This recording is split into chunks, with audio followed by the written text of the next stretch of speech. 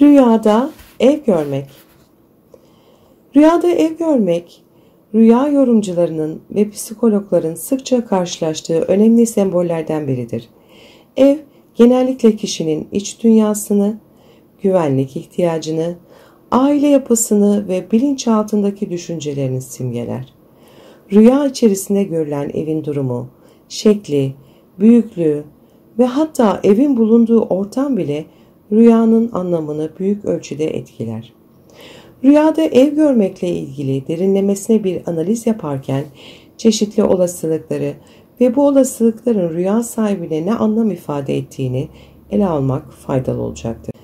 Ev, rüyalarda kişinin kendisiyle, iç dünyasıyla ve yaşamındaki temellerle ilgili bilgi verir. Ev genellikle kişinin bilinçaltındaki düşünceleri, duygusal durumunu ve kendini nasıl hissettiği ile ilgilidir. Birçok yorumcu evin kişinin ruhunu temsil ettiğini belirtir. Evin içinde dolaşmak, kapalı alanlar görmek ya da evin içindeki odalarla etkileşime geçmek kişinin içsel yolculuğunu yansıtır. Rüyada ev görmek aynı zamanda rüya sahibinin hayatındaki temel yapı taşlarını ve hayatındaki düzeni simgeler. Bu temel yapı taşları aile, kariyer, sosyal çevre veya kişisel gelişimle ilgili olabilir. Rüyada evin sağlam, güzel ve temiz olması genellikle rüya sahibinin yaşamında mutlu, huzurlu bir döneme girdiğini, kendini güvende hissettiğini gösterir. Ancak evin harabe halde dağınık ve yıkık olması, rüya sahibinin iç dünyasında bir düzensizlik veya güvensizlik yaşadığını, hayatındaki bir şeylerin yolunda gitmediğini simgeleyebilir. Rüyada yeni bir ev görmek, genellikle yeni başlangıçları, değişimi ve ilerlemeyi temsil eder. Yeni bir eve taşınmak, kişinin hayatında yeni bir sayfa açtığını, eski alışkanlıkları geride bıraktığını ve geleceğe yönelik adımlar attığını gösterir. Eğer rüyada yeni bir eve taşınıyorsanız, bu yeni fırsatlar, değişiklikler ya da hayatta ilerleme kaydetmek anlamına gelir. Bu tür rüyalar genellikle kişinin kendini yenileme ve gelişim arzusu taşıdığında simgeler. Eğer rüyada görülen yeni ev geniş, aydınlık ve ferah ise bu kişinin hayatındaki olumlu değişimlerin habercisi olur. Ancak rüyada görülen ev karanlık, dar veya sıkışıksa bu kişinin yeni başlangıçlar konusunda endişeli olduğunu ya da bu değişikliklerin beklenildiği kadar olumlu olmayabileceğini gösteriyor olabilir. Rüyada eski bir ev görmek genellikle geçmişle ilgili konuların yeniden gündeme geldiğini ya da kişinin geçmişteki bazı olaylarla yüzleşmesi gerektiğini gösterir. Eski ev genellikle geçmişte yaşanmış olayları, eski ilişkileri veya anıları simgeler.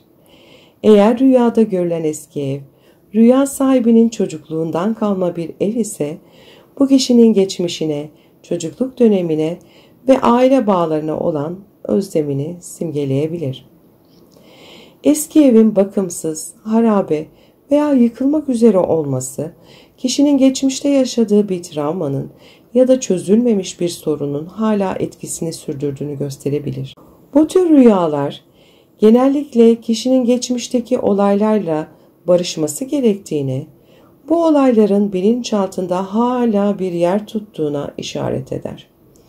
Eski bir ev görmek aynı zamanda geçmişte kalan bir durumu veya ilişkiyi geride bırakmanın zamanı geldiğini de gösterebilir. Rüyada evin durumu, rüyanın anlamını doğrudan etkileyen önemli bir faktördür. Evin sağlam, bakımlı ve temiz olması, rüya sahibinin iç dünyasında bir denge ve huzur olduğunu, kendisini güvende ve mutlu hissettiğini gösterir.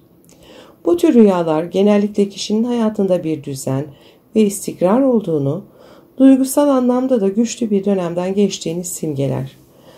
Ancak evin harabe, yıkılmak üzere ya da dağınık olması, kişinin içsel dünyasında bir kaos, güvensizlik ya da belirsizlik yaşadığını gösterir.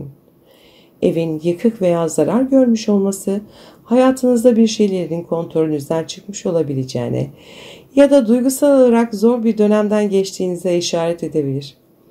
Bu tür rüyalar, kişinin hayatında bir yeniden yapılanma sürecine gireceğini veya mevcut sorunlarla başa çıkması gerektiğini gösterebilir.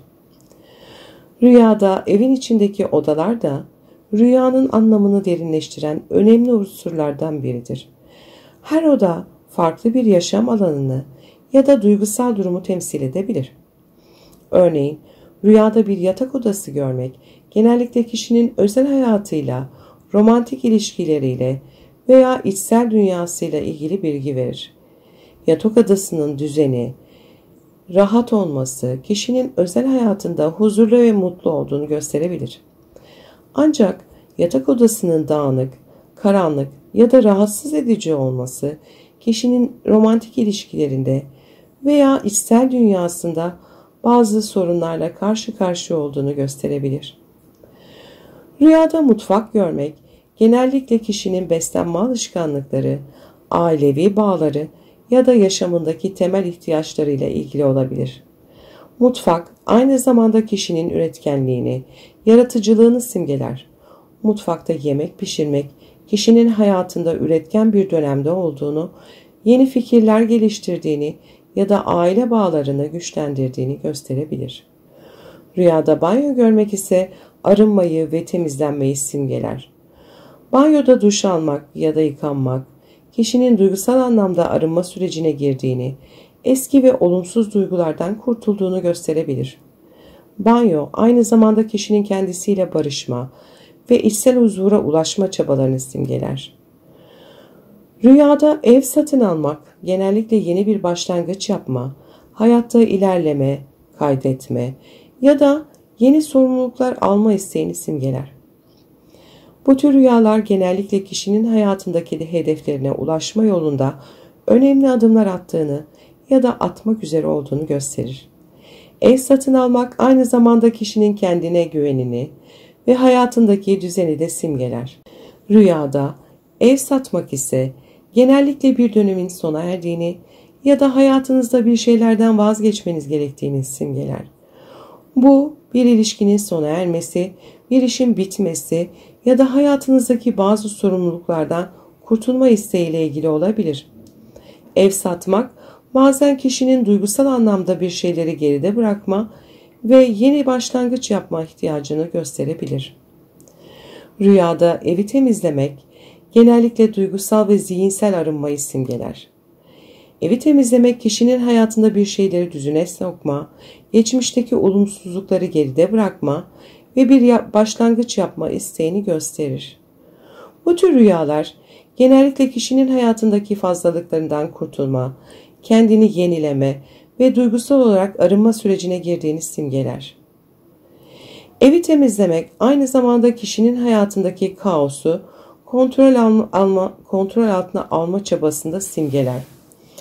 Bu tür rüyalar genellikle kişinin duygusal olarak güçlü olduğunu ve hayatındaki sorunlarla başa çıkma konusunda kararlı olduğunu gösterir.